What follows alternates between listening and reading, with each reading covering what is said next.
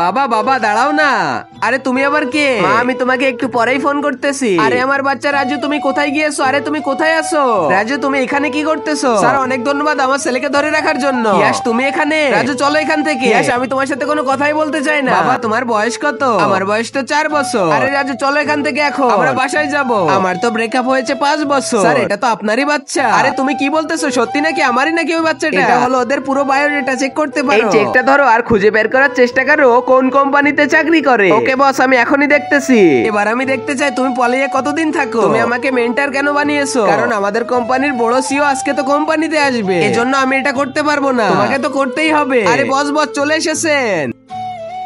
আরে এটা তো ইয়াস আমার দিকেই আসতেছে। আরে জিনি তুমি এবার নাটক করা বন্ধ করো। এসব করতে তোমাকে কে বলেছে? ওই মেয়েটাই তো বললো। না না স্যার আমি তো কিছুই বলি না। তোমাকে তো কোম্পানি থেকে বের করে দিব। তারপরে যা হলো। তার আগে মহান আল্লাহকে তুমি ভালোবাসলে লাইক এন্ড সাবস্ক্রাইব করে দাও। আর পার্ট 2 দেখতে চাইলে অবশ্যই কমেন্টে পার্ট 2 লিখো।